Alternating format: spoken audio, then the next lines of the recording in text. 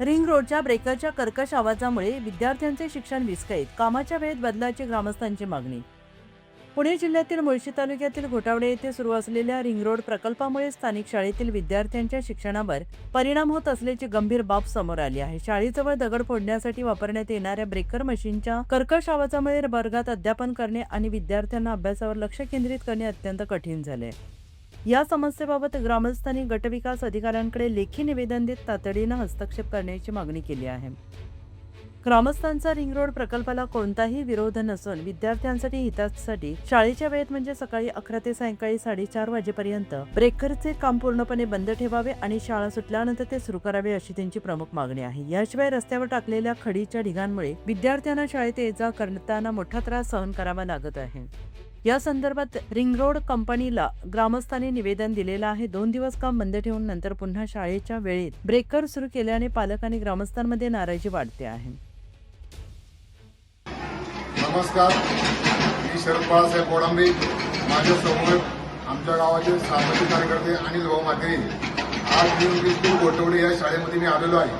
की 2 दिवसापूर्वीच रिंग रोडचा जो आवाज होतोय, जो ब्रेकर लावले तुम्ही बघा, प्रचंड मोठ्या प्रमाणात आवाज येतोय. आज 610 विद्यार्थी त्या इंग्लिश स्कूल घोटवडे या शाळेमध्ये शिक्षण घेत आहे. प्रचंड मोठ्या प्रमाणात मुलांचं नुकसान होतंय. त्या संदर्भात आपण शासकीय अधिकारी असेल, वरिष्ठ किंवा रिंग रोडचे जे कंपनी आहे, नवयुग म्हणून कंपनी, त्या अधिकाऱ्यांना निवेदन दिलेलं आहे. आज प्रचंड मोठ्या प्रमाणात मुलांना शिक्षण घेताना खूप त्रास होते, म्हणजे त्यांचं लक्षच लागत नाही. मी या व्हिडिओच्या माध्यमातून राज्याचे शिक्षण मंत्री असन, शिव असन गजानन पाटील साहेब त्यांना विनंती करतो, आयुक्त असन सचिंद्र प्रताप सिंग यांना विनंती करतो की तुम्ही बघा ही अवस्था. 710 मुलं आज त्यांचं भवितव्य टांगीला लावले. रिंग रोडच्या कंपनीला आम्ही निवेदन दिलंय की तुमचं काम तुम्ही जे ब्रेकरचं आहे ते 11 ते 4 वाजेपर्यंत ब्रेकर बंद ठेवा, परंतु मनमानी कारभार एवढा चाललाय. अक्षरशः 710 जे मुलं इथं शिक्षण घेतात, लहान लहान, त्यांचं शिक्षणाचं भवितव्य खूप अंधारात आहे.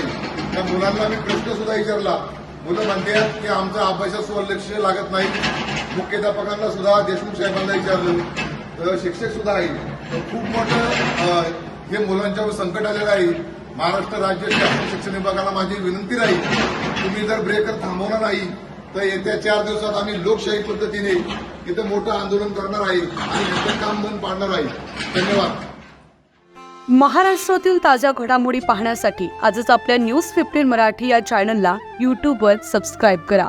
तसेच इंस्टाग्राम आणि ट्विटरवर फॉलो करायला विसरू नका. न्यूज 15 मराठी, आवाज जनसामान्यांचा.